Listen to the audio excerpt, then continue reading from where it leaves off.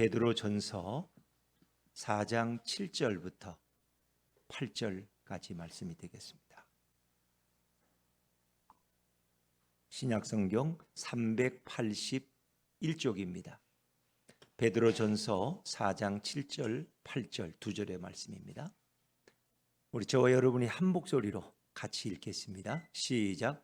만물의 마지막이 가까이 왔으니 그러므로 너희는 정신을 차리고 근신하여 기도하라. 무엇보다도 뜨겁게 서로 사랑할지니 사랑은 허다한 죄를 덮느니라. 아멘. 할렐루야. 네, 이런 시간에 주님 앞에 나오신 여러분들을 주님의 이름으로 환영하고 축복합니다. 오늘도 예수님으로 충만한 복된 하루가 되시기를 간절히 바랍니다. 우리 좌우의 분들과 오늘 설교 제목을 한번 이렇게 나누죠. 사랑은 죄를 덮습니다. 시작. 사랑은 죄를 덮습니다. 네. 자, 우리 인간은 태어나면서 제일 먼저 하는 일이 뭐예요? 배우는 일이에요. 이게 아이들은 어릴 때부터 뭘 배우려고 그러고 또 부모들은 가르치려고 그래요. 그래서 끊임없이 배워야 되고 끊임없이 지식을 습득해야지 다른 사람보다 더 뛰어난 인생을 살고 성공한 인생을 살고 남보다 높은 지위에 오를 수 있다고 우린 생각을 합니다. 그래서 인간은 태어나면 배움의 길을 걸어가게 되죠. 그래서 우리 유아원, 유치원, 또 초등학교, 중등학교, 고등학교, 또 대학교까지 하여튼 성장기의 모든 기간 동안 우리는 모든 학습의 과정을 다 경험하게 됩니다. 그래서 우리 부모들도 늘 하는 말이 많이 노력해서 많이 배우면 너에게 많은 가능성이 열리는 거야. 왜? 그 가능성이라는 건 많은 배운 사람에게 어떤 성공 가능성이 더 많이 열려 있기 때문에 수많은 배움의 길을 우리는 누구나 가게 됩니다. 그래서 어릴 때 배우지 않는 건 뭐예요? 게으름이고 또 죄라고까지 생각을 합니다. 부모를 사랑하고 부모에게 효도하는 가장 좋은 방법이 뭐예요? 자녀가 열심히 공부하고 잘 배우는 거예요. 학교 열심히 가고 그럼 부모는 그것 때문에 기뻐하는 거예요. 부모에게 가장 큰 근심거리가 뭐예요? 배우지 않는 자녀. 학원을 보내도 안 가고 학교도 잘 안 가고 자꾸 빠지고 딴짓하고 학습을 얘는 포기했어. 엄마 난 수학 포기했다. 뭐 자랑이냐 그게. 나는 이제 그거 안 해. 난 내가 좋아하는 국어만 할 거야. 사회만 할 거야. 이러면 부모가 기겁을 하는 거야. 수학을 포기하면 안 되지. 수학을 포기한 건 인생을 포기한 거가 똑같은 거야. 그러면 의사의 길이 막히는 거야. 어떻게 공대를 가? 이러면서 이제 부모들은 난리가 나는 거야. 수학 선생님을 데려다가 개인 교습을 하게 되고 어떻게 수학은 재밌는 거라고. 이게 참 부모에게 가장 큰 짐이 되는 거예요. 부모들은 열심히 노력해서 학습 능력이 뛰어난 자녀들을 더 사랑하고 자랑해요. 걔는 날 때부터 그렇게 누굴 닮았는지 공부를 잘한다고. 하나를 알려주면 셋을 깨닫는다고. 부모들에겐 그게 큰 자부심이야. 인간들은 자신의 인생의 행복은 자신의 학습 능력에 달려있다고 굳게 믿고 있습니다. 자신의 학습 능력에 자신의 인생의 기로가 있다고 생각해요. 인생의 성공과 실패가 여기 달려있다. 그래서 오죽했으면 어느 고등학교 고3 학생들 거기 뭐예요? 뒤에다가 써놨다면서요. 1시간 덜 자고 공부하면 아내의 얼굴이 바뀐다. 이런 거. 미래에. 이 뭐예요? 그러니까 열심히 공부하면 좋은 멋진 아내를 더 잘생기고 더 지성이 뛰어난 아내를 맞아서 더 행복하게 산다. 여러분, 지성이 뛰어나면 행복합니까? 명문대학을 나오면 좋은 부인이 됩니까? 그건 사실 전혀 안 맞는 말이에요. 그렇죠? 똑똑한 부인하고 같이 사는 남자들은 얼마나 불행한지 몰라. 조금만 잘못하면 다 지적해줘. 여보, 이건 이렇게 해야지. 이거 틀렸잖아. 좀 넘겨주고 좀 덮어주면 좋은데 그걸 다 지적하는 게 취미야 또. 자, 여러분, 정말 잘 배우는 게 성공의 길일까요? 이처럼 인간은 자신의 노력을 통해서 모든 것을 얻을 수 있다는 큰 착각으로 인생을 살아갑니다. 열심히 공부하면 대통령도 되고 장관도 되고 뭐든지 다 될 수 있어. 우리 그렇게 늘 말합니다. 사랑도 진실함도 인간의 노력으로 다 얻을 수 있다고 우리는 오해하면서 살아갑니다. 인생은 노력으로만 되지 않는다는 것을 모르고 자식에게 노력을 물려주는 그런 어리석은 부모가 되는 것이 바로 오늘 인간의 모습입니다. 그래서 인간이 알고 있는 사랑과 인간이 줄 수 있는 사랑은 많이 노력하라는, 열심히 하라는 헛된 말뿐입니다. 그러나 이것이 언제나 합당한 말은 아니라는 것입니다. 자, 오늘 본문으로 돌아오면 베드로는 오늘 만물의 마지막 곧 말세가 가까웠다고 말합니다. 이 말세라는 것은 예수님의 재림이 가까웠다는 말입니다. 예수님의 재림이 이제 얼마 남지 않았으니까 어떻게 해요? 초대 교인들에게 정신을 차리고 육적으로 살지 말고 영적으로 살라고 촉구하고 있는 거예요. 자, 우리 7절 말씀, 본문의 말씀을 다시 한번 돌아가 볼까요? 7절입니다. 시작. 만물의 마지막이 가까이 왔으니 그러므로 너희는 정신을 차리고 근신하여 기도하라. 아멘. 예수님의 재림이 가까우면 우리는 어떻게 해야 돼요? 근신하고 절제하고 깨어서 기도해야 돼요. 아마 공개적으로 예수님의 재림이 이제 한 달밖에 안 남았습니다. 그러면 여러분 그래도 평소에 안 나오던 새벽 기도도 한 번쯤은 나올지 몰라. 그래서 새벽에 또 오실지 모르니까. 예를 들면 왜? 주님이 오신다 그러면 뭔가 우리는 긴장감을 느끼잖아요. 뭔가 자세가 달라지잖아요. 그래서 더 기도에 더욱 힘쓰고 기도에 더욱 매진하도록 베드로는 그렇게 권면하고 있습니다. 주님이 재림하실 때 우리는 왜 깨어서 기도해야 할까요? 바로 이 더럽고 추악한 세상에서 자신을 깨끗하게 구별하고 주님의 계명으로 정결하게 살려면 우린 근신하고 또 근신해야 돼. 우리는 기도하고 또 기도해야 하기 때문에 이렇게 해서 우리는 세상에 각종 더러운 죄와 싸워야 하고 추악한 죄악으로부터 자신을 철저히 보호해야 하는 것입니다. 그런데 오늘 본문에 보면 사랑은 허다한 죄를 덮는다라고 말씀하고 있어요. 우리는 죄를 짓지 않기 위해서, 죄를 없애기 위해서 철저하게 우리는 노력하고 기도하고 깨어 있어야 되는데 오늘 말씀은 사랑은 허다한 죄를 덮는다라고 말씀합니다. 자, 8절 말씀 다시 한번 읽어볼까요? 8절입니다. 오늘 본문 시작. 무엇보다도 뜨겁게 서로 사랑할지니 사랑은 허다한 죄를 덮느니라. 아멘. 자, 여러분, 아무리 사랑해도 죄가 없어지려면 회개의 노력이 필요하지 않습니까? 아무리 사랑한다고 해도 철저한 반성과 뼈를 깎는 회개의 마음이 없으면 수많은 죄는 결코 없어지지 않을 것입니다. 서로 사랑만 하면 수많은 죄와 수많은 죄악들이 다 덮어지고 다 용서받을 수 있다면 얼마나 좋겠어요, 여러분. 그러나 인간은 죄의 아픈 대가를 치루어야 죄로부터 멀어지게 돼. 죄의 따끔한 맛을 보면 좀 죄를 멀리하게 되죠. 인간은 자신의 죄악에 대해서 뼈저리게 뉘우치고 또 뼈저리게 후회해야 자신이 지은 수많은 죄악에 대해서 돌이키고 다른 사람에게 용서를 구할 수 있는 마음을 갖게 되는 것입니다. 죄를 지은 자가 통안의 회개와 폭포수 같은 눈물로 뉘우치고 심지어 음식을 끊고 금식하며 죄사함을 받아야 되고 깊은 산속에서 밤과 낮으로 철야 기도를 하면서 자신이 지은 죄에 대해서 철저히 회개하는 과정을 거쳐야 그 누군가로부터 용서함을 받는다고 우리는 그렇게 생각할 수 있습니다. 이렇게 철저히 회개해야 다시 사랑을 받을 수 있는 그런 존재가 되지 않겠습니까? 사랑받기 위해서 우리는 어떻게 해요? 노력해야 돼. 선생님 사랑받으려면 너도 노력을 좀 해야지. 공부를 열심히 하든지 이쁜 일을 하든지 열심히 청소를 하든지. 그래서 우리는 뭔가 노력이 필요하다고 생각해. 더욱이 죄 용서함을 받기 위해서도 뼈를 깎는 노력이 수반되어야 한다고 생각해. 뼈를 깎는 노력. 기도하고 더 봉사하고 더 열심을 내고 자기 공로를 세우고. 그러나 오늘 본문에서 사랑하면 허다한 죄가 덮어지고 사랑하면 허다한 죄가 없어지고 사랑하면 허다한 죄가 용서받는다고 여러분 이렇게 말씀하고 있는데 정말 누가 회개하고 누가 뼈를 깎는 금식과 철야 기도를 하면서 죄와 싸우려 하겠습니까?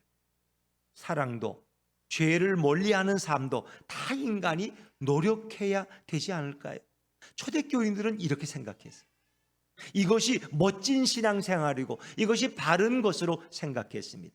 사랑은 우리에게 헌신을 요구하고 사랑은 뭔가 대가를 요구한다고 모든 종교가 말하듯이 기독교도 당연히 그렇게 해야 된다고 초대교인들은 생각했습니다. 사랑하는 여러분, 하나님께서는 에덴 동산에서 인간을 창조하십니다. 진흙으로 창조하시고 그 인간 속에 성령을 불어넣으시는데 그 인간 안에 하나님 자신의 형상과 모양, 곧 하나님의 사랑을 가득 인간에게 불어넣어 주십니다. 그래서 인간은 학습이나 노력을 통해서 사랑을 배우고 익힌 게 아니에요. 하나님께서 창조하실 때 이미 사랑의 존재로 창조된 매우 탁월한 피조물이 바로 우리 인간입니다. 하나님께서 인간을 창조하실 때 사랑할 수 있는 영혼으로 놀랍게 창조하시고 그 사랑은 인간의 노력으로 얻어지는 것이 아닙니다. 하나님께서 하나님 자신의 생기를 불어넣어 줄 때에 이미 사랑도 함께 불어넣어 주셔서 인간은 사랑할 수 있는 존재가 되었습니다. 인간은 창조된 이후에 하나님을 사랑하고 하나님이 주신 내 남편과 아내, 배우자를 사랑하도록 이렇게 하나님은 설계해 주셨어요. 하나님이 인간 속에 불어넣은 사랑은 아주 큰 사랑이고 자기 희생적인 사랑이고 남을 배려해 주는 그런 사랑. 창조된 인간은 하나님을 사랑했기 때문에 어떤 죄도 없었어요. 어떤 죄악에도 전혀 영향을 받지 않았습니다. 자, 그런데 인간은 어느 순간부터 하나님을 사랑하는 것보다 자신을 더 사랑하기 시작했어요. 그러면서 인간 안에 죄악이 갑자기 물밀듯 밀려 들어왔습니다. 타락한 인간은 하나님이 창조해 주셨던 그 순수한 사랑을 버리고 첫사랑을 버리고 자신만을 사랑하고 이기적인 사랑의 마음으로 가득 차면서 큰 죄악으로 가득 차기 시작했어요.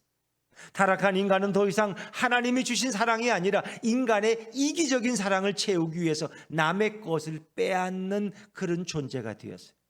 타락한 인간은 그래서 사랑을 쟁취할 수만 있다면 상대가 유부남이든 유부녀이든 자신의 마음에 들면 훔치고 유혹해서라도 자신의 굶주린 사랑을 채우려고, 타락한 사랑을 채우려고 닥치는 대로 죄를 짓기 시작했습니다. 그 타락한 인간은 아무리 이기적인 사랑을 해도 자신의 영혼을 채울 수 없어. 날마다 사랑에 굶주리는 벌을 평생토록 받으면서 살아가게 됐어요. 우리가 며칠 전에 어느 지하철에서 여 승무원이 스토킹을 당하던 상대에게 살해당한 기사를 봐서 잘 알 겁니다. 그 상대는 정말 사랑을 빼앗으려고 집요하게 요구했어요. 여인은 만나는 걸 여자는 원치 않는데 남자가 계속 집요하게 스토킹을 하면서 300번씩 문자를 보내서 위협했어요. 자신의 뜻대로 사랑이 정치되지 않으니까 어떻게 결국 그 여인의 생명을 빼앗아 버리는 거예요. 나중에는 처음부터 1억을 요구하기도 하고 나를 만나주지 않으면 영상을 공개하겠다고 협박을 하기도 하고. 여러분, 이건 순수한 사랑이 아니잖아요. 자기의 이기적인 사랑. 남이야 나에게 관심이 있든 없든 나만 좋으면 되는 거야. 당연히 너는 나를 만나야 돼. 이게 얼마나 타락한 사랑입니까? 그래도 그 사랑을 해서 거기에 만족이 있습니까? 또 다른 편질된 사랑을 인간은 찾아다니는 나방과 같다는 거예요. 이게 타락한 인간의 집착이. 타락한 인간의 사랑은 순수한 동기가 없어지고 이기적이고 자기중심적인 사랑으로 가득 차서 타락한 인간의 사랑에는 썩은 냄새가 진동을 하고 배설물 같은 더러운 사랑이 되었습니다. 인간의 타락한 사랑은 모든 죄의 근원이고 모든 타락의 에너지가 되었습니다. 타락한 인간은 더 이상 하나님이 주신 그 이타적인 사랑이 다 사라져버리고 서로 이기적인 사랑으로 큰 죄를 짓는, 어찌 보면 짐승 같은 존재로 남은 인생을 살아가는 것이 타락한 인간의 모습입니다. 초대교인들은 예수님께서 이제 얼마 후에 곧바로 재림하신다는 생각으로 근신하면서 깨어서 기도했습니다. 정신을 바짝 차리고 열심히 신앙생활을 하면서 세상에 오염된 죄악으로부터 자신을 철저히 지키려고 노력했습니다. 세상의 타락한 이기적인 사랑과 음란한 사랑으로부터 자신을 경건하게 잘 보호하려고 애썼습니다. 세상의 타락한 사랑이 자신의 마음속에 들어오지 못하도록 수시로 금식하고 수시로 철야기도 하면서 죄악과 피 흘리기까지 싸우고 또 싸웁니다. 초대교인들은 절대로 죄를 눈뜨고는 용납하지 않았고 죄인들을 깨워서 근신하도록 만들긴 했습니다. 이렇게 강렬하게 신앙생활을 하면서 점점 자신의 노력과 자신의 경건으로 예수님께 사랑을 받으려고 했고 죄인들을 사랑하기보다는 정죄하는 데 앞장서게 되었습니다. 베드로는 외적으로 급성장하지만 내적으로는 죽어가는 초대교회를 향해서 단호하고 분명하게 설교합니다. 자신의 노력과 헌신으로 신앙생활을 하는 것이 아니라 바로 예수님의 사랑으로 우리는 신앙생활을 시작했기 때문에 자신의 경건함으로 남의 죄를 들춰내고 죄를 정죄하지 말고 예수님의 사랑으로 죄인들의 죄를 덮어주는 정체성을 잊지 말라고 강하고 분명하게 설교했습니다. 무엇보다도 뜨겁게 서로 사랑할지니 사랑은 허다한 죄를 덮느니라. 초대교인들은 깨어서 금식과 철야 기도를 하면서 죄와 철저히 싸우다 보니 죄인들과도 철저히 싸우는 잘못을 범하게 됩니다. 예수님의 사랑으로 자신은 죄와 싸우지만 죄인들을 위해서 죽기까지 사랑해야 되는데 그 예수님의 그 모습은 잘 알지를 못했어요. 그 부분을 놓치고 실수하는 잘못을 범했습니다. 그래서 예수님은 베드로를 통해서 예수님이 주신 사랑은 어떤 허다한 죄도 다 용서하고 다 덮어줄 수 있다고 다시 알려주셨습니다. 예수님은 죄악이 가득하고 더럽고 추악한 이 땅에 왜 오셨습니까? 왜 하늘을 버리고 이 땅으로 오셨을까요? 죄인들을 죽이고 심판하려고 내려오셨습니까? 아닙니다. 오히려 예수님은 죄인들의 손에 비참하게 죽으십니다. 예수님은 이 땅의 허다한 죄를 덮으려고 이 땅에 내려오셨습니다. 예수님은 이 땅의 수많은 죄를 다 용서하려고 이 땅에 내려오신 분입니다. 예수님은 이 땅에 죽어가는 죄인들을 살리려고 이 땅에 내려오셨습니다. 예수님이 죄인들을 불쌍히 여기고 죄인들을 정작 사랑하지 않았다면 예수님은 결코 그 하늘의 영광된 보좌를 버리고 이 천한 이 땅에 내려오지 않으셨을 것입니다. 예수님의 그 큰 사랑이 이 더럽고 추악한 땅에 내려오신 이유입니다. 여러분, 예수님은 어떤 분이실까요? 여러분, 인간을 아무리 사랑해도 누군가의 죄를 용서해 줄 능력이 없습니다. 우리가 어떤 살인자를 동정하고 이해한다고 할지라도 그 살인자를 피해자가 법원에 간곡히 탄원은 할 수 있지만 그 살인자의 죄를 없애주거나 그 죄를 무죄로 만들어줄 능력은 없습니다. 그러나 예수님은 그 본체가 하나님과 동등하시기 때문에 예수님이 인간을 사랑하면 그 인간이 타락한 더럽고 추악한 그런 인간의 일지라고 할지라도 그 모든 죄가 다 용서함 받고 모든 죄가 다 없어지게 하실 수 있는 분이 우리 예수님입니다. 예수님의 사랑은 전능한 조물주의 사랑인 것을 믿으시기 바랍니다.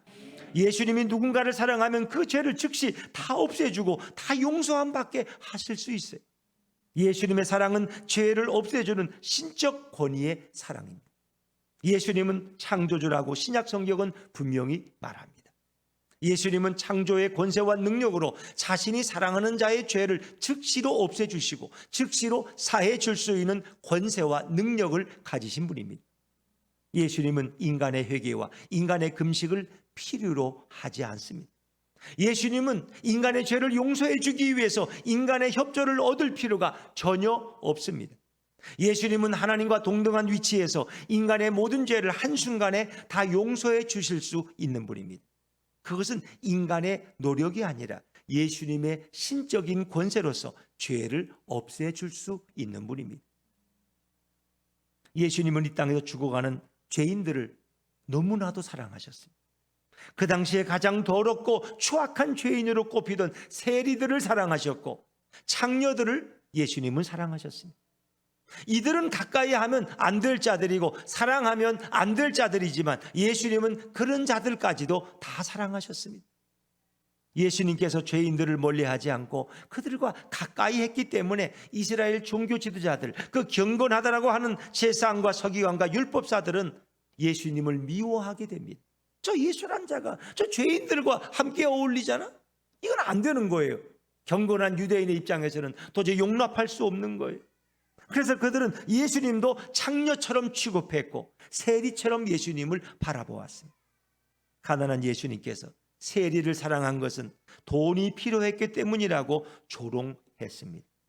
예수님께서 창녀들을 가까이 하는 거, 그들과 친밀하게 지내는 것은 30살이 되도록 결혼을 하지 못해서 음란하다고 예수님을 비난했습니다.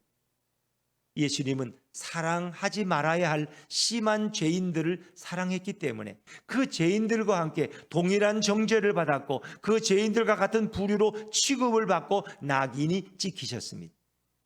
예수님은 죄인들을 사랑했지만 타락한 인간들은 예수님을 죄인과 동일하게 취급해서 예수님을 욕하고 비방하고 정죄했습니다.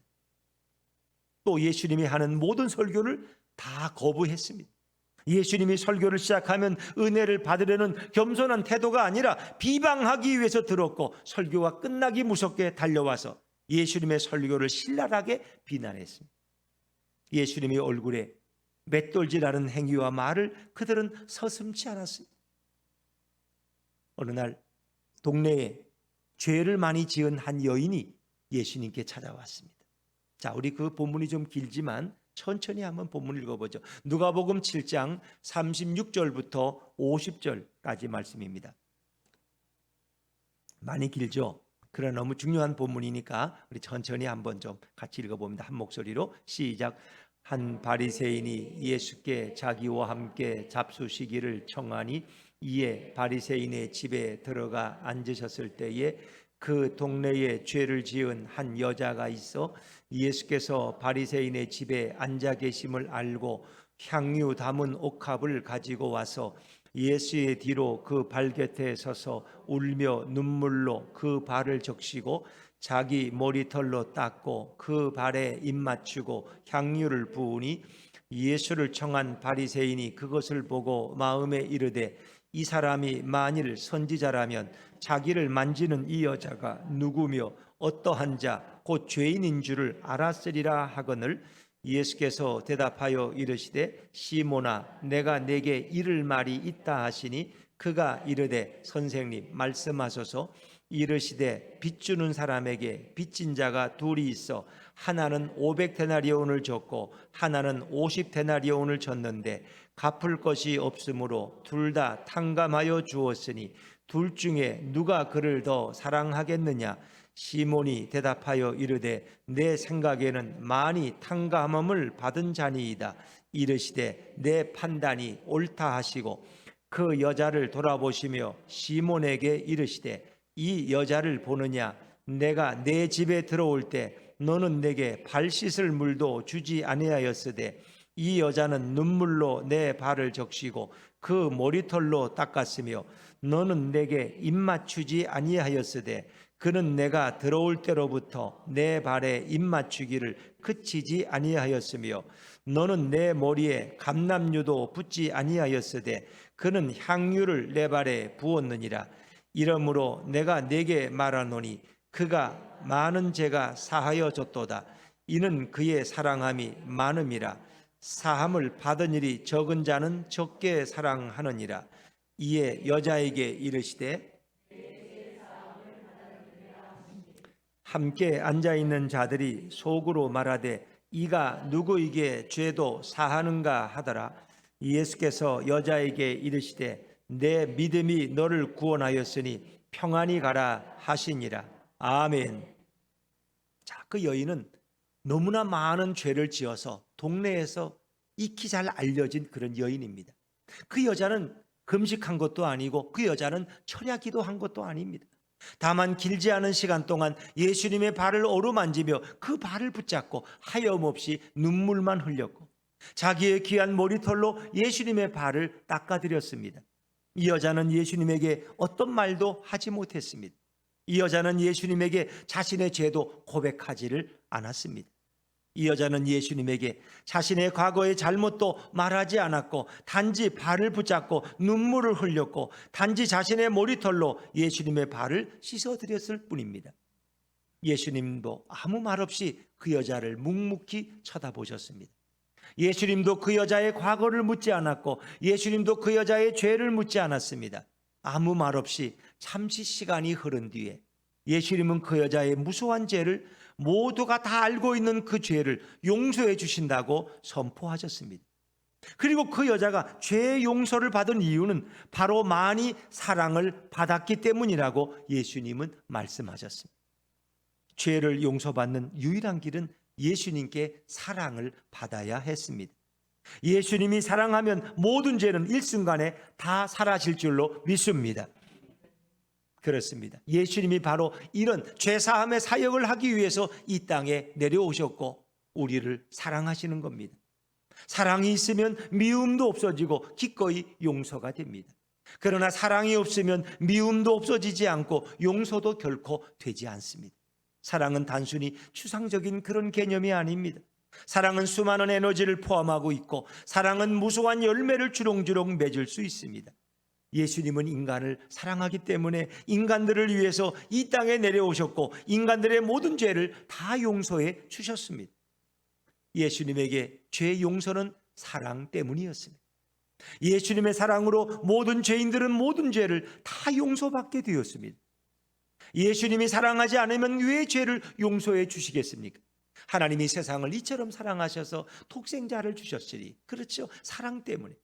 많은 사람은 죄를 용서함 받으려면 근신하고 깨어서 정신을 차리고 열심히 신앙생활하면 죄가 타 종교처럼 없어진다고 생각합니다.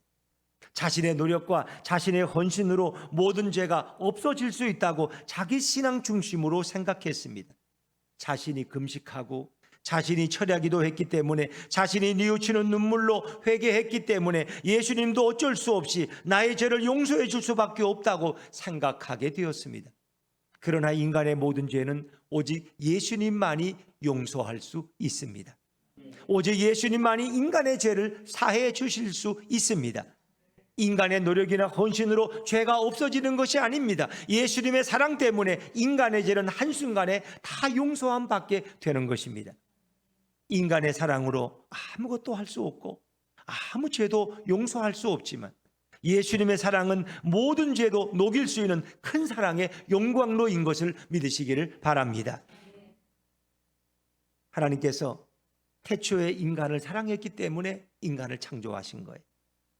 태초에 인간을 사랑했기 때문에 인간을 죄로부터 하나님은 보호해 주셨습니다.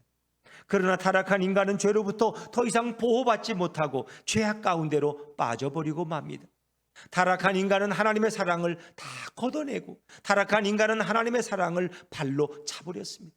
그러니까 요즘은 밤에 좀 날씨가 더우면 얇은 이불을 덮었다가 또 발로 차버리죠. 예수님이 부어주신 사랑을 인간들은 발로 다 차버렸어요. 타락한 인간은 세상에서 죄악에 사로잡혀서 고통스럽게 인생을 하루하루 살다가 죽어서는 영원한 지옥에 떨어져서 이 땅에서 존재하지 않는 심한 고통 속에서 영원히 신음하는 존재가 되어버리고 말았습니다. 이런 타락한 인간을 하나님 아버지는 스스로 다시 사랑하신 것. 인간이 회개하고 돌아와서 사랑한 것이 아닙니다. 인간이 죄를 뉘우쳐서 다시 사랑하신 것도 아닙니다. 하나님께서는 죽어가는 인간들을 불쌍히 여기셔서 그들을 살리고자 이 땅에 예수님을 보내신 줄로 믿습니다. 하나님 아버지는 예수님을 이 땅에 보낼 때 인간의 모든 죄를 사해 줄 수 있는 권한과 능력을 부어주셨어요. 그래서 우리 예수님이 그랬어요. 아버지께서 모든 권세와 능력을 내게 주셨다.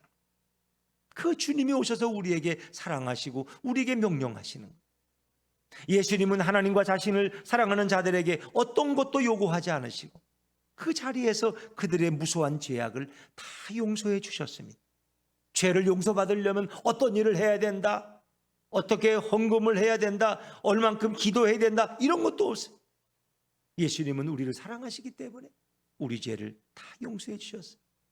하나님 아버지께서 예수님을 보내서 인간의 죄를 용서해 주셨기 때문에 모든 인간은 다시 천국으로 들어갈 수 있는 은혜의 길이 활짝 열린 줄로 믿습니다. 이제 어떤 죄인도 하나님 아버지가 보내신 예수님을 사랑하면 모든 죄가 다 없어지는 놀라운 은혜의 시대가 활짝 열렸습니다. 초대교인들은 예수님을 사랑하기 위해서 죄와 힘있게 싸웠습니다. 죄를 물리치고 죄를 멀리하기 위해서 자주 기도했고 오래 기도했고 자주 금식 기도와 철야 기도를 하면서 예수님을 사랑하기 위해서 죄와 철저하게 싸웠습니다. 죄와 싸우기 위한 그들의 헌신과 노력은 참으로 크고 놀라웠습니다. 이들은 그렇게 신앙생활을 하는 것을 매우 자랑스럽게 뿌듯하게 생각했습니다. 그러나 예수님께서 초대교회의 잘못된 신앙을 고쳐주시고자 베드로를 보내셨습니다. 초대교인들은 더 이상 자신의 노력과 헌신과 경건과 금식으로 자신들의 죄가 없어지는 것이 아니고 이제 예수님의 사랑과 은혜로 자신들의 죄가 없어지는 것을 알게 되었습니다. 그부터 초대교인들은 회개와 금식과 철야에 몰입하는 신앙이 아니라 예수님을 사랑하는 신앙과 예수님께 사랑받기 위한 신앙으로 변화되었습니다. 전에는 자신이 중심이 되어서 모든 것을 다 해야 되는 아주 고통스러운 신앙이었지만 이제는 예수님이 중심이 되어서 모든 것을 은혜로 다 받아들이는 즐겁고 가벼운 신앙생활을 하게 되었습니다. 자신의 의를 자랑하는 자에서 예수님의 은혜를 사랑하는 자로 놀랍게 변화되었습니다. 인간은 태어나면서부터 부모들로부터 학교에서부터 노력하도록 강요받습니다. 스스로 학습을 해야 하고 스스로 배워야 합니다. 자신의 인생은 자신의 노력에 달려 있다고 귀에 못이 박히도록 들었습니다. 현대인들은 종교를 갖더라도 진정한 종교는 자신의 노력과 헌신이 가득해야지만 진정한 종교로 생각합니다. 자신의 헌신과 자신의 열정으로 모든 것을 이루고자 지나치게 애쓰는 자들이 바로 이 시대를 사는 자들입니다. 그러나 인생이란 아무리 노력해도 내 뜻대로 되지 않는 것이 훨씬 더 많습니다. 아무리 내 건강을 돌보아도 어떤 분들은 교통사고로 숨지는 일도 있습니다. 아무리 차를 조심해서 운전해도 맞은편에서 오는 음주 운전자 때문에 그 자리에서 숨지는 경우도 종종 있습니다. 인간은 자신의 노력으로 무엇을 이루는데 한계가 있습니다. 이제는 예수님께로 나와야 할 줄로 믿습니다. 예수님은 인간의 노력으로 무엇을 이루어주는 분이 아닙니다. 예수님은 자신의 사랑으로 인간에게 모든 것을 다 부어주시는 분입니다. 예수님을 알게 되면 예수님의 사랑으로 모든 것이 다 이루어지는 것을 알게 되고 남은 인생의 평안과 안정과 기쁨이 넘칠 줄로 믿습니다. 그러나 예수님께로 나오지 않으면 자신의 험난한 인생길에서 자신의 판단과 자신의 노력으로 모든 것을 할 수 없음에도 다 해야 한다는 그 엄청난 부담감으로 비참한 삶을 살게 됩니다. 예수님께 나오지 않으면 결국 자신의 지은 죄를 하나도 용서받지 못하고 살아서는 불안에 떨고 죽어서는 지옥에 떨어지는 비참한 인생이 되고 맙니다. 성도는 자신이 정신 차리고 자신이 근신하고 자신이 기도해서 자신이 깨어나는 자가 아닙니다. 자신의 금식과 자신의 철야 기도로 자신의 죄를 스스로 없애는 그런 자가 성도가 아닙니다. 성도는 자신의 경건과 자신의 헌신으로 죄악으로부터 멀어지는 것이 아니고 성도는 예수님의 사랑으로 수많은 죄가 다 없어진 자가 성도인 줄로 믿습니다. 성도는 예수님의 사랑 때문에 구원을 받은 자입니다. 성도는 예수님의 사랑 때문에 천국에 들어갈 줄로 믿습니다. 성도가 자신의 의로움 때문에 의로운 자가 되는 것이 아닙니다. 성도가 쉬지 않고 새벽 기도를 다녔기 때문에 은혜를 받고 축복을 받고 예수님의 사랑을 받는 것이 아닙니다. 성도가 쉬지 않고 모든 예배에 출석했기 때문에 예수님의 사랑과 축복으로 인생을 평안하게 사는 것이 절대로 아닙니다. 성도가 아무리 뼈아픈 회개 기도를 날마다 했다고 하더라도 회개 기도로 자신의 죄를 씻는 것보다 세상의 죄악의 밀물이 급속하게 밀려오는 양이 더 크고 많기 때문에 아무리 회개 기도를 뜨겁게 하더라도 자신을 깨끗게 할 수는 없습니다. 성도는 채워지는 의로움보다 밀려 들어오는 죄악이 더 크고 많기 때문입니다. 성도는 평생 동안 아무리 기도해도 자신을 깨끗하게 할 수 없습니다. 성도는 자신의 기도로 예수님을 사랑한 것이 아닙니다. 성도는 예수님의 사랑으로 모든 죄에서 깨끗해지고 예수님을 더욱 사랑할 수 있는 마음을 예수님이 먼저 주셨기 때문에 예수님을 사랑할 수 있는 자가 바로 성도입니다. 예수님께서 성도를 먼저 사랑하시고 성도의 무수한 죄악을 다 용서해 주시고 성도의 더럽고 추악한 죄를 다 없애 주셨기 때문에 성도는 이제 예수님의 사랑으로 깨끗하고 의로운 자가 된 줄로 믿습니다. 성도는 그 영혼의 정체성이 장녀이고 세리이지만 세리와 같지만 예수님께서 창녀의 영혼과 세리의 영혼을 갖고 있던 성도에게 찾아오셔서 우리를 너무나 사랑하셔서 모든 죄악을 다 용서하시고 우리를 다 천국으로 인도해 주시는 것입니다. 예수님의 사랑으로 성도들의 죄악을 다 덮어주시고 다 없애주시고 다 소멸해 주셨습니다. 그래서 성도라고 할 수 없는 자가 성도가 되었습니다. 감히 성도라고 부름받을 수 없는 우리가 성도라는 칭호를 얻게 되었습니다. 성도라고 부름받을 수 없는 자를 거룩한 자라고 예수님이 말씀해 주셨습니다. 성도는 예외 없이 예수님의 사랑을 엄청나게 받은 자입니다. 성도는 깨끗한 자가 아니고 성도는 더러운 자이지만 예수님의 사랑을 받았기 때문에 예수님의 정결한 신부가 된 줄로 믿습니다. 성도는 이 세상에서도 예수님의 사랑을 받고 천국에서도 영원히 예수님의 사랑을 받는 자가 바로 성도입니다. 천국은 의로운 자가 들어가는 곳이 아닙니다. 천국은 예수님의 사랑을 입은 자만이 들어가는 곳입니다. 예수님의 사랑을 받은 자가 예수님의 성도입니다. 예수님을 열심히 사랑하다 보면 우리도 모르게 죄와 철저하게 싸우게 됩니다. 죄와 열심히 싸우다 보면 우린 죄인하고도 싸우게 됩니다. 집안의 자녀들이 죄를 지으면 참을 수 없이 그래서 우리는 분노합니다. 교회에서 죄 짓는 자들을 보면 의로운 분노가 불을 듯 치솟기도 합니다. 사회에서 죄를 짓는 파렴치한 자들을 보면 자신도 모르게 좀 죄송한 표현이지만 저런 쳐죽여도 시원치 않을 놈이라는 욕이 툭 터져 나오기도 합니다. 예수님은 분명 죄와 싸우라고 가르쳐 주셨습니다. 우리는 그 죄와 싸운다는 것이 죄인과 싸우고 죄인을 미워하고 죄인을 정죄하는 자로 변질되었습니다. 예수님은 죄인을 사랑해서 신이 십자가에 매달려 자신의 몸을 찢고 죽음에 이르셨는데 우리는 죄와 싸운다는 명분 아래 예수님에게서 탕감받은 자신의 죄는 철저하게 잊어버리고 다른 사람들의 죄를 정죄하면서 신앙생활을 하는 자로 우린 변질돼 버리고 말았습니다. 예수님은 죄와 싸우셨지만 죄인을 무척이나 사랑하셨습니다. 우리는 죄와 싸우는 예수님의 군병이 되어야 하지만 우리는 자신의 노력으로 의롭게 된 것이 아닙니다. 우린 예수님의 사랑으로 은혜를 입었기 때문에 의롭게 되었습니다. 이제부터 우리는 죄인들의 죄는 덮어주고 가려주고 없애주는 그런 성도가 되어야 합니다. 예수님을 사랑한다는 명목 아래서 죄인을 미워하고 죄인을 정죄하는 자는 예수님의 은혜로 구원을 받은 자가 절대로 아닙니다.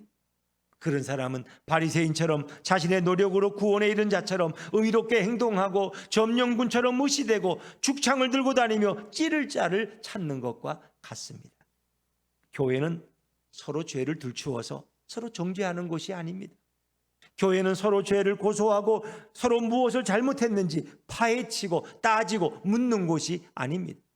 이렇게 교회에서 서로 고소하는 자는 결국 사랑의 예수님을 보지 못한 자이고 예수님의 은혜를 받지 못한 자라고 스스로 인정하는 것입니다.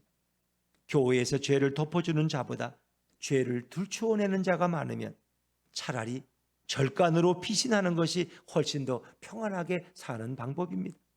여러분, 교회는 절대로 절간이 되어서는 안 됩니다. 교회는 절대로 법원이 되어서는 안 됩니다. 교회는 절대로 정죄가 넘쳐나서는 안 됩니다. 교회는 서로의 죄를 어떤 대가도 없이 사랑으로 덮어주고 교회는 서로의 죄를 어떤 조건도 없이 없애주고 용서해 주는 곳이 되어야 합니다. 예수님이 원하시는 것은 우리가 자신의 죄와 철저히 싸우지만 죄인들은 끝까지 사랑하기를 주님은 원하십니다. 이것이 예수님이 원하시는 사랑이고 이것이 예수님이 원하시는 은혜입니다. 우리 교회가 천국처럼 되려면 어떤 실수도 어떤 잘못도 다른 곳에서는 용서받을 수 없지만 교회는 용서받는 곳이 되고 서로 죄를 덮어주고 서로 용서해 주어야 하는 그런 곳이 바로 교회가 되어야 합니다. 며칠 전 이사야 14장 본문을 보다 보니까 하나님을 대적한 바벨론 왕이 스올 음부에 떨어져서 비참한 꼴을 당하는데 그런 구더기 담요를 깔고 지렁이 이불을 덮는 끔찍한 경험을 합니다. 어떻게 지렁이를 덮고 잘 수 있겠어요? 어떻게 구더기를 밑에 깔고 잠을 잘 수 있겠어요? 이게 비참한 인생이라. 성도는 이것을 생각하면 우리는 용서의 담요를 깔고 사랑의 이불을 덮는 자가 성도가 되어야 할 줄로 믿습니다. 그러면 바로 여기가 천국이고 바로 여기가 은혜가 넘치는 곳입니다. 왜 우리는 가정에서 서로 정죄하고 서로 잘못을 지적하고 서로 정죄에 이르러서 때로는 가정을 파탄내고 가정을 쪼개고 가정에 싸움의 불을 지르려 합니까? 이 세상에 죄 없는 배우자도 없고 이 세상에 죄 없는 자식도 없고 이 세상에 죄 없는 부모도 없습니다. 우리는 그런 사실을 모르고 인생을 사는 순진한 인간들입니까? 아니죠. 그렇게 가정에서 죄인을 쫓아내려면, 정죄하려면 결혼도 하지 말고 아이도 낳지 말고 부모 없이 스스로 태어나면 가정에서 아무도 정죄하지 않을 것입니다. 우린 예수님이 주신 가정이라는 곳에서 서로의 허물을 덮어주고 서로 허다한 죄를 다 덮어주고 용서하고 도말해 주어서 서로 사랑하는 자가 되어야 할 것입니다. 서로 사랑하다가 천국에 들어가는 가정이 되어야 할 것입니다. 서로 사랑하면서 이 힘든 세상을 이겨내는 여러분이 되시기를 바랍니다. 교회와 가정은 서로 허다한 죄를 예수님의 사랑으로 덮어주는 곳이 되어야 합니다.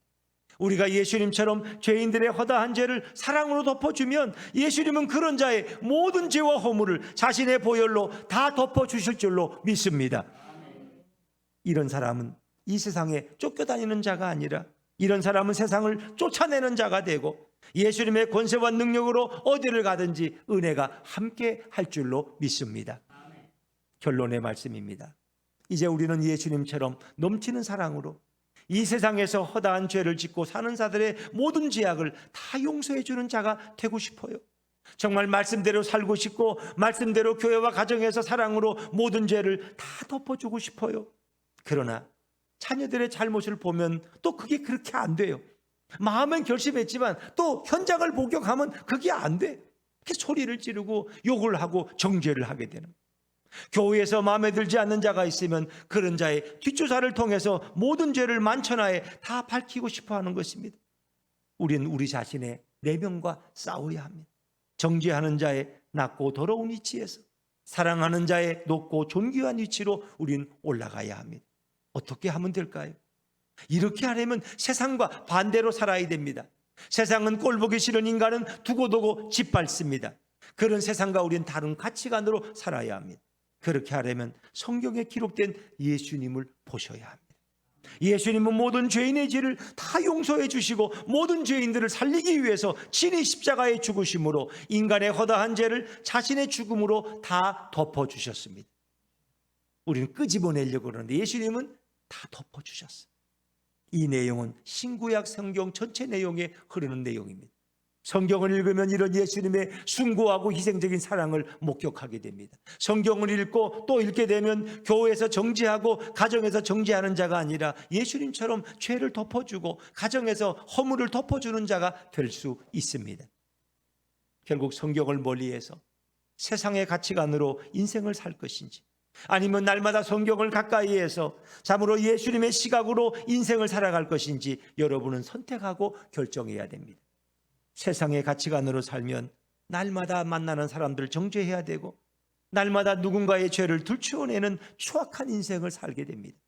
자비도 없고 은혜도 없고 자신의 노력으로 스스로 거룩해지는 바리새인과 같은 인생을 살게 됩니다. 그러나 우리가 성경을 가까이해서 예수님의 시각으로 신앙생활을 하면 날마다 큰 사랑으로 허다한 죄를 덮어줌으로 사랑하는 자가 되고 사랑을 받는 자가 되어서 항상 기쁘고 항상 평안하며 예수님의 모든 은혜로 인생에서 항상 편안한 자가 될 줄로 믿습니다. 예수님의 사랑으로 가족들에게 사랑을 받고 자라난 자식은 학업 성적이 좀 안 좋아도 직장에 들어가면 인정받고 부모에게 효도하고 인생을 행복하게 살아갑니다. 그러나 예수님의 사랑 없이 가족들에게 비난을 받고 정죄를 받고 자라난 자식은 조금 성적이 더 좋아질 수는 있지만 직장에 가면 충돌하고 부모에게 불효하며 부모가 늙고 돈 없고 힘없으면 이 세상에서 자식으로부터 버림을 받느냐 효도를 받느냐가 당장 현실의 문제입니다.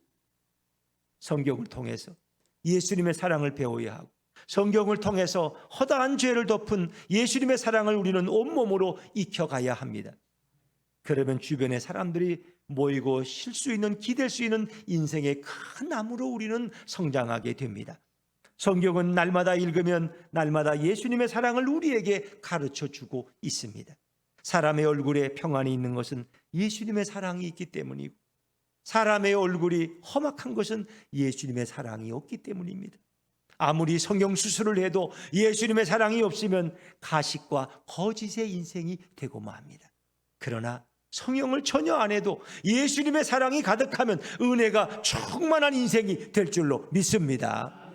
그러나 성형을 안 해도 예수님의 사랑이 가득하면 은혜 충만한 인생을 살면서 우리 교회는 항상 사랑이 넘치며 더욱 넘칠 것을 믿습니다. 왜냐하면 모두가 예수님의 사랑으로 허다한 죄를 다 덮어주기 때문입니다. 우리 예수품교회는 항상 사랑이 넘치는 교회인 줄로 믿습니다. 왜냐하면 정죄하는 자가 없고 미워하는 자가 없고 모두가 서로 사랑하기 때문입니다. 이곳이 바로 천국이고 이곳이 바로 은혜의 장소입니다. 우리 예수님의 풍성한 사랑으로 서로 사랑하여 서로의 죄를 덮어줌으로 날마다 천국을 경험하고 천국을 가정에서 누리시기를 주의 이름으로 축원합니다. 같이 일어나셔서 우리 304장 그 크신 하나님의 사랑 찬양하시겠습니다.